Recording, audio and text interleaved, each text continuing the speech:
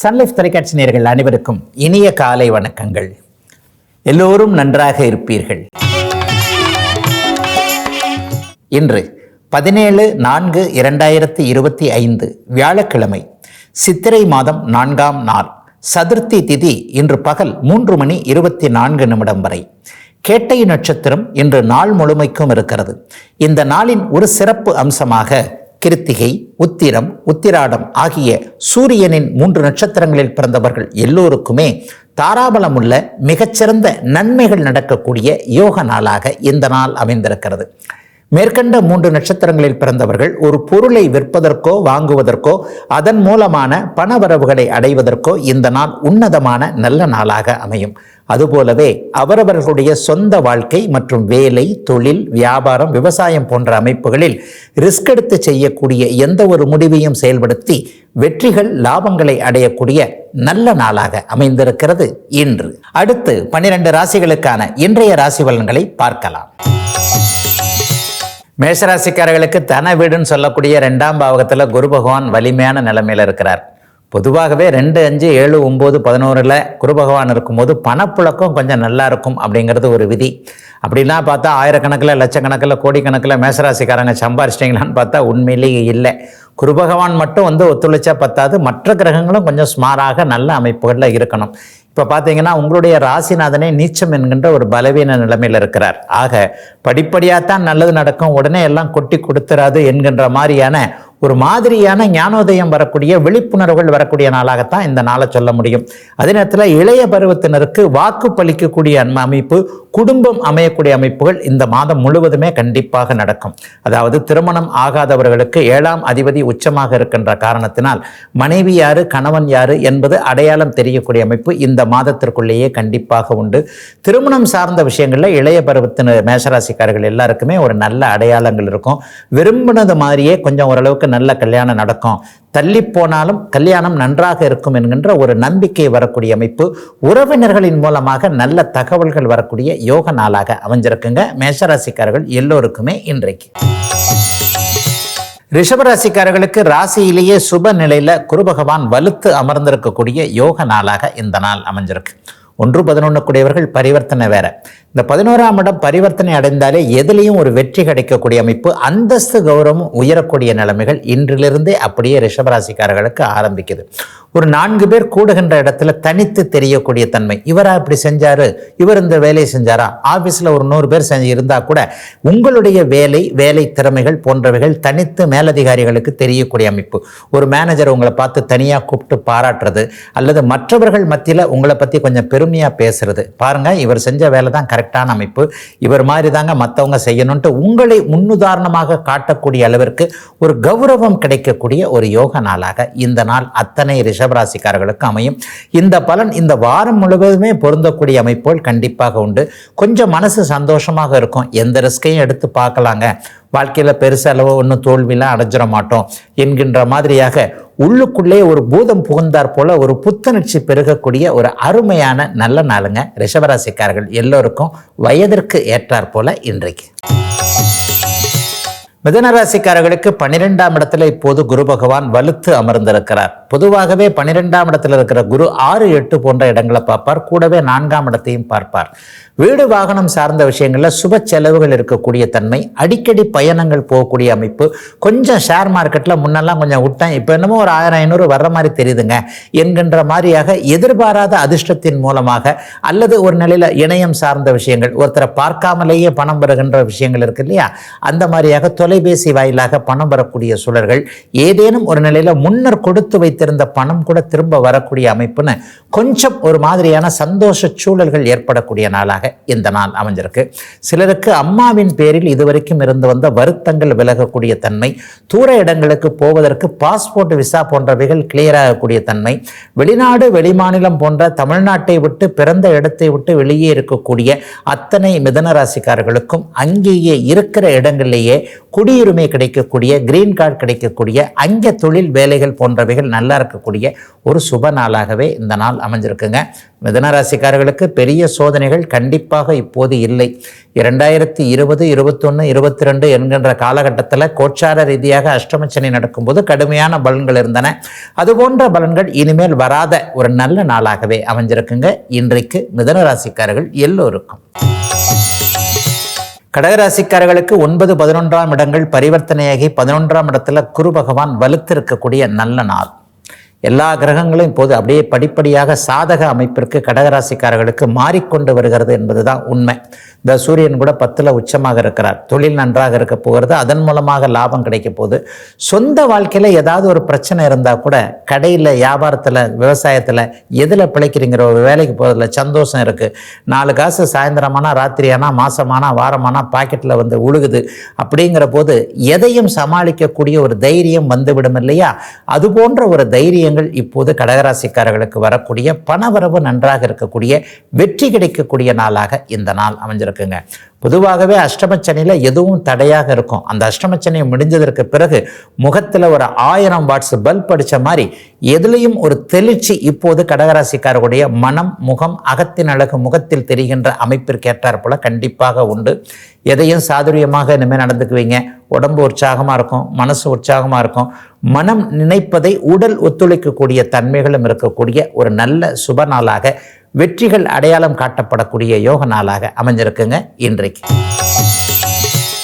சிம்மராசிக்காரர்களுக்கு ஜீவனஸ்தானம்னு சொல்லப்படக்கூடிய 10ஆம் இடத்துல இன்றைக்கு பரிவர்த்தனை அமைப்பில் குரு பகவான் வலிமையாக இருக்கிறார்.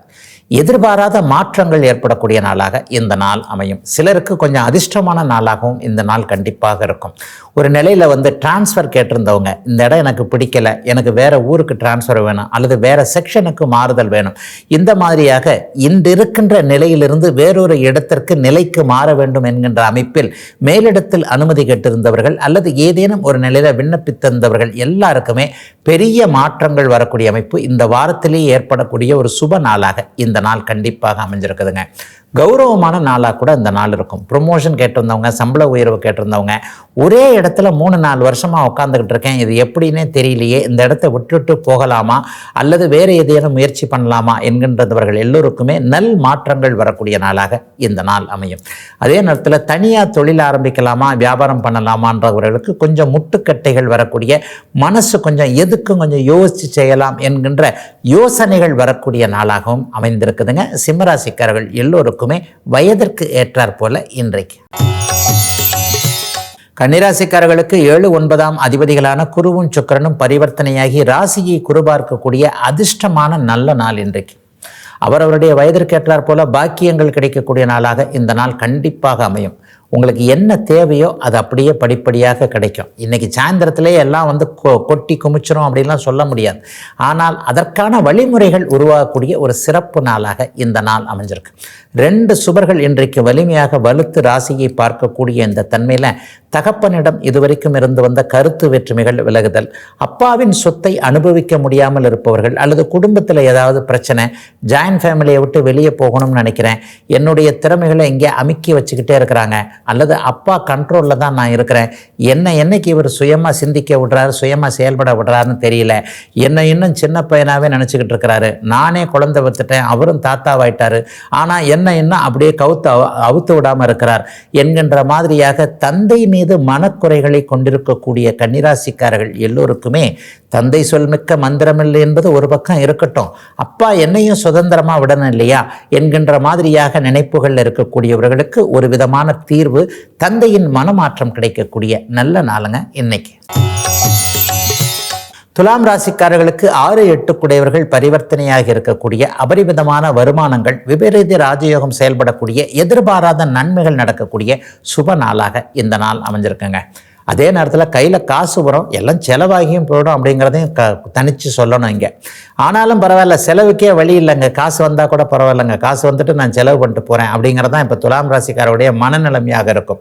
ஒரு பொருள் வாங்க முடியல, அதை வாங்க முடியல, இதை வாங்க முடியல, எதற்கெடுத்தாலும் பணம் தேவையில்லையா, அந்த மாதிரியான பணத்தை எப்போது சம்பாதிப்பது என்கின்ற சூழ்நிலையில் இருக்கக்கூடியவர்களுக்கு இந்த வாரம் முழுவ நல்ல பணம் வரும். ஆனால் அந்த பணத்தை நல்ல விதங்களுக்காக செலவு செய்யக்கூடிய தன்மைகள், அசுப செலவுகள் என்றில்லாமல் வீட்டிற்கு ஒரு பொருள் வாங்கக்கூடிய தன்மைகள், அல்லது எதிர்கால முதலீடு கையில் வச்சுக்க முடியாது. ஒரு பொண்ணுக்கு என் குழந்தைக்கு ஒரு நகை வாங்கினேன், என் குழந்தைக்கு ஒரு புடவை வாங்கினேன் என்கின்ற மாதிரியாக எதிர்காலத்தில் குழந்தைகளுக்கு எது தேவையோ அல்லது மனைவிக்கோ கணவனுக்கோ தேவையான ஒரு பொருள் வாங்கி கொடுக்கக்கூடிய நாளாக இந்த நாள் அமைஞ்சிருக்கு.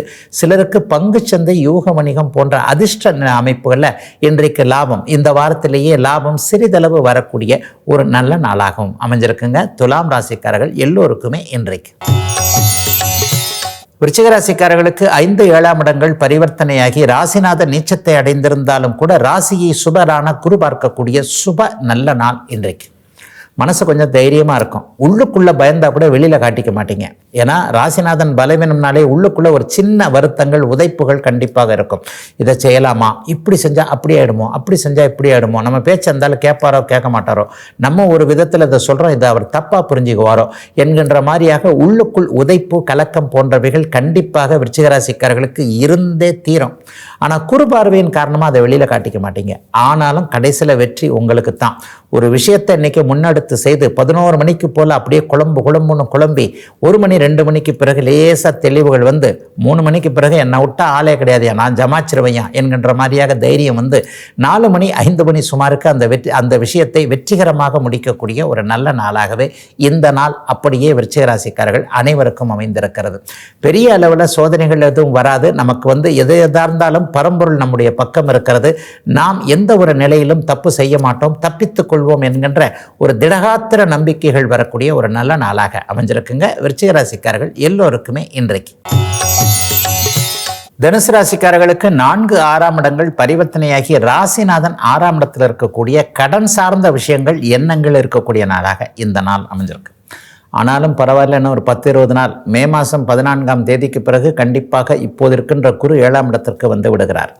இந்த ஒரு மாதம், கடந்த 10-11 மாதங்களாக நீங்கள் எந்தெந்த விஷயத்தில் டிஸ்டர்ப் ஆனீங்களோ, கடன் சார்ந்த விஷயங்கள், உடல்நலம் சார்ந்த விஷயங்கள், எதிர்ப்புகள் சார்ந்த விஷயங்கள்லாம் தனுசு ராசிக்காரர்கள் இப்போது நல்லா இல்லை.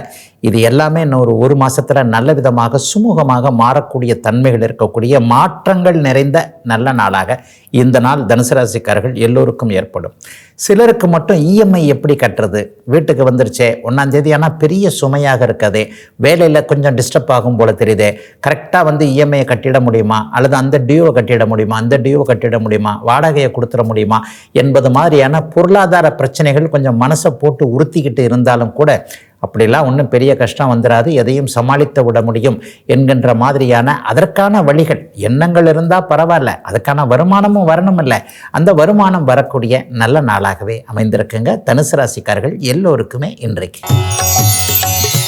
மகர ராசிக்காரர்களுக்கு 3, 5 கூடிய குருவும் சுக்கிரனும் பரிவர்த்தனையாகி குரு ராசியை பார்க்கக்கூடிய உன்னதமான நல்ல நாளாக இந்த நாள் அமைஞ்சிருக்குங்க. 5ஆம் இடம் அதிர்ஷ்டத்தை குறிக்கக்கூடிய ஒரு இடம். சகலத்தையும் அப்படியே உயர்ந்த சிந்தனைகள்னு சொல்லலாம்.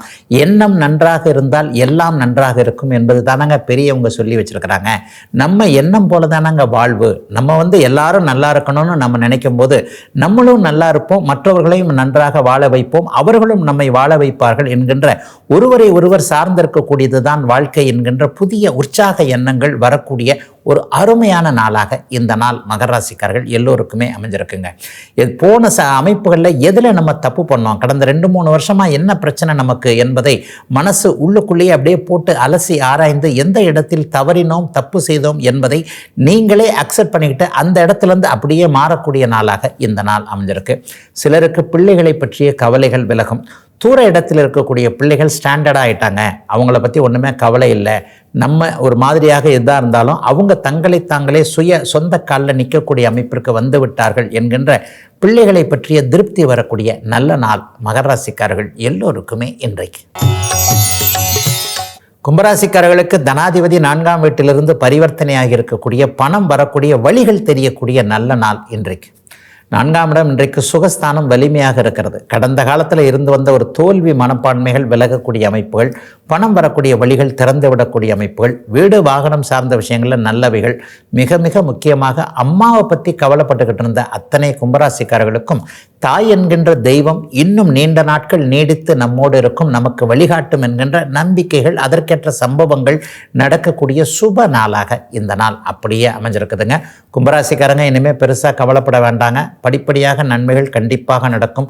தொழில் சீராகும், வருமானம் வரக்கூடிய அமைப்பில் இருக்கும், வேலை நன்றாக நிரந்தரமாக இருக்கும், நினைத்த வேலை கிடைக்கக்கூடிய அமைப்புகள் இனிமேல் கும்பராசிக்காரர்களுக்கு உண்டு. இதுவரைக்கும் எந்த விஷயத்தில் கடினமான ஒரு மன அமைப்புகளில் அமைதி இல்லாமல் இருந்தீங்களோ, யார் நம்ம அக்செப்ட் பண்ணலைன்னு நினச்சிக்கிட்டு இருந்தீங்களோ, திறமையை எங்கே வெளிப்படுத்த முடியலன்னு இருந்தீங்களோ, அல்லது திருமண வாழ்க்கை மற்ற சொந்த வாழ்க்கை அமைப்புகளில் மற்றவர்கள் நம்மை புரிந்து கொள்ளாமல் இருக்கிறார்களே, நம்ம கரெக்டாக தான் செய்கிறோம் ஆனால் மற்றவங்க அதை சரியில்லாமல் எடுத்துக்கிறாங்களே என்கின்ற மாதிரியான ஒரு சோதனை அமைப்புகளில் இருந்த அத்தனை கும்பத்திற்கும் சோதனை வேதனை அனைத்தும் முடிந்து நீங்கள் சாதனைகள் செய்ய ஆரம்பிக்கின்ற நல்ல நாள் இன்றைக்கு.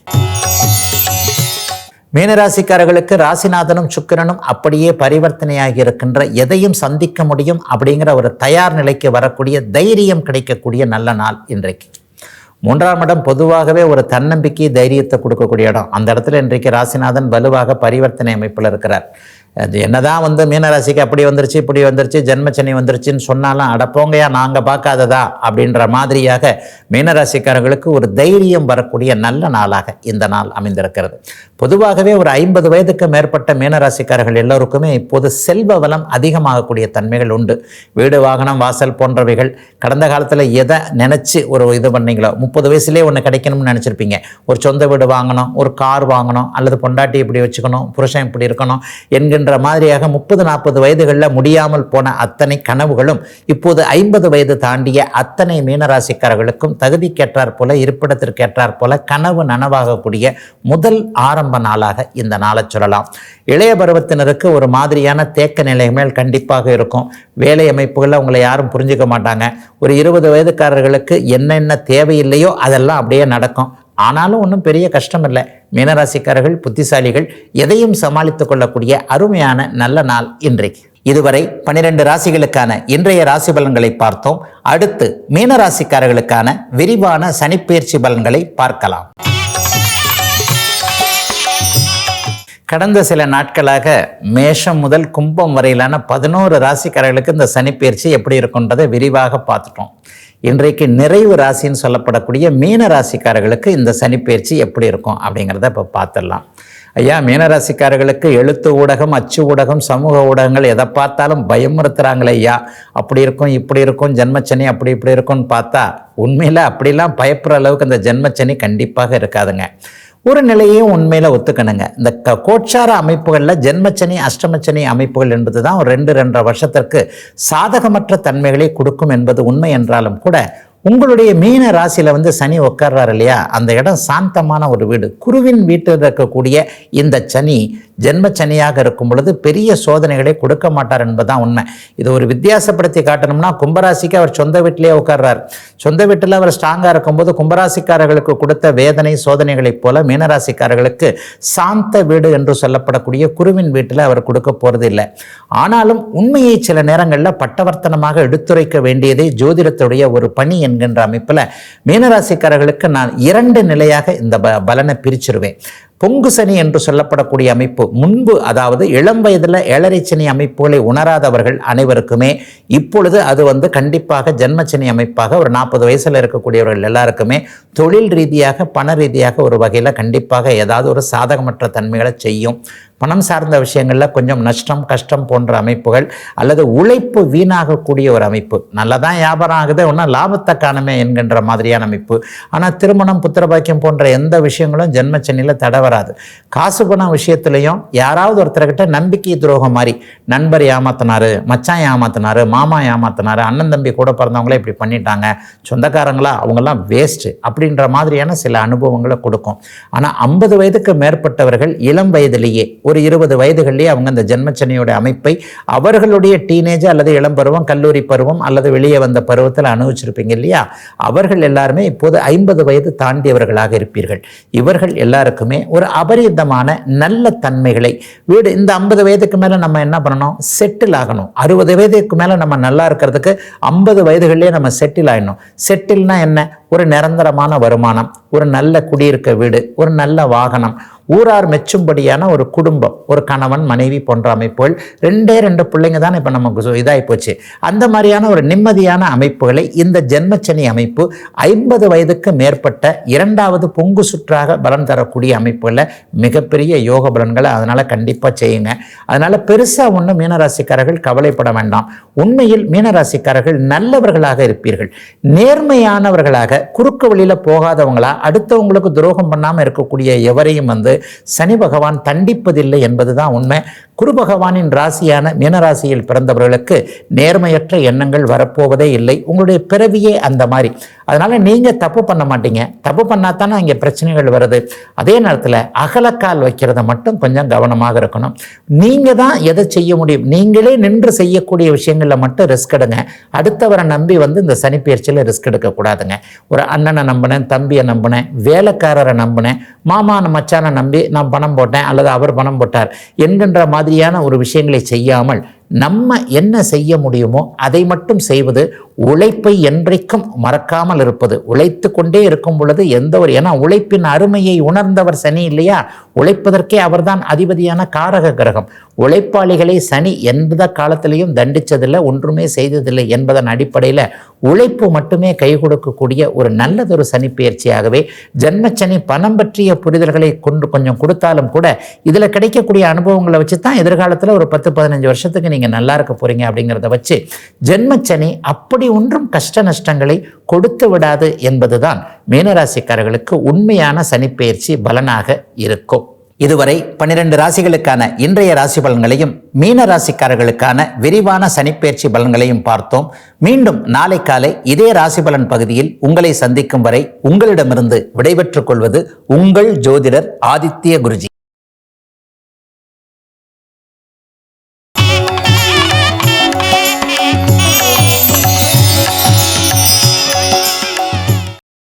இன்னும் பல வீடியோக்களை காண சன் லைஃப் சேனலை சப்ஸ்கிரைப் பண்ணுங்க.